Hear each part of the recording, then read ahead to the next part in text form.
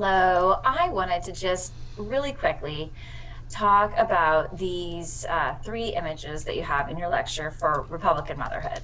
Um, what you're doing here is you're thinking about how in this period, um, because historians made this term up, Republican motherhood. They looked at sermons and songs and paintings to see how women were represented and came up with this concept. So think about when you're looking at these images, how women are represented. In the first image, we only see a mother and her two and children who are identified as her sons. There is no other spouse. The focus is on her and her role as mother. Um, Note that she looks kind of fancy to us. Like we don't wear our hair like this or wear dresses like this, but at the time she's pretty understated in terms of how she is presenting herself. She's not wearing lots of finery. She doesn't have lots of jewelry on. Her clothes are, again, they look fancy to us, but they're kind of subdued. Same with her hairstyle. So she's reflecting kind of a sense of kind of republicanism in that way, that she's kind of like, equal and not like an aristocrat. And then notice her children. They're kind of encompassed in her. She's got them in her embrace. She's holding them, encircling them. Arm around one, other one kind of leaned in. So clearly this is her world and she's in charge.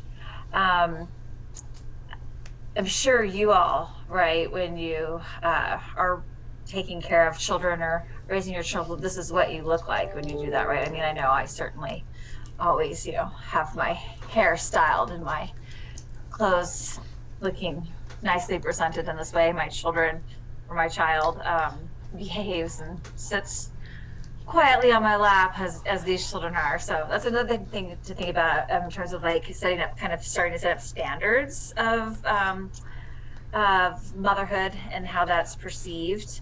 We'll see more of that when we look at images a little bit later. Now, the second image, this one's got a little bit more like symbolism to it.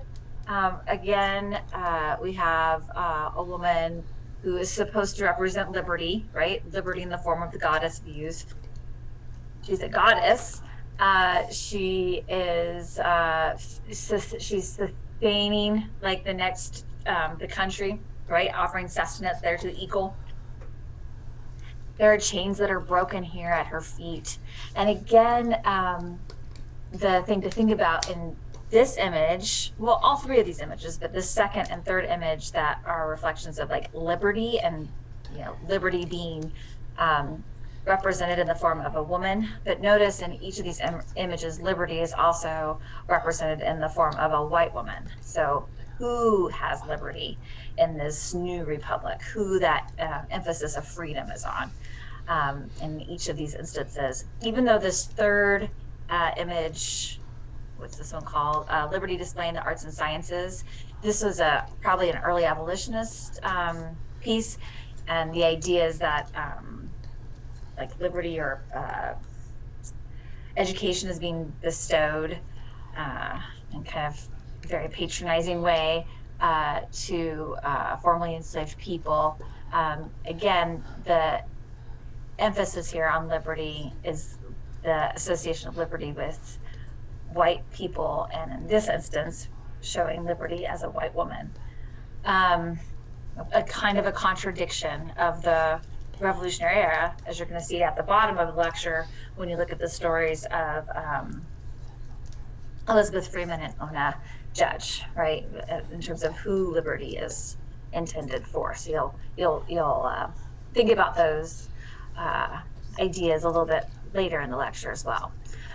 But again, back to these images and what they're suggesting about that concept of Republican motherhood is it's the role of women to provide that sustenance and that protection for the country and for the next generation.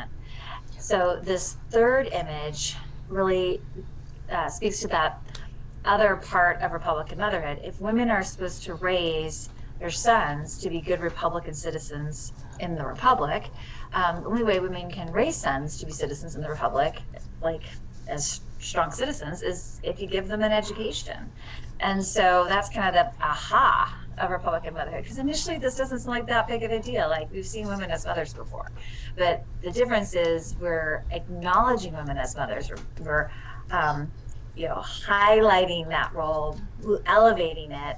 But then also, if women are gonna do this well, you're gonna have to give them an education. And so, as we're going to see, it's not going to be the education that boys are going to get, but it's going to be some education. And then here again, in this image, this third image, she's surrounded by things that we would associate with education, right? She's got a globe, she's got some books. It looks like there's some art implements in there too.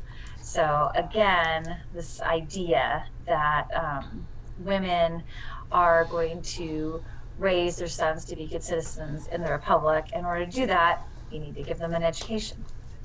All right. If you've got any questions, be sure to send those to me via email, or again, you've got that discussion board that's open through the whole semester. You could throw those up there. I hope you all are doing well. Take care.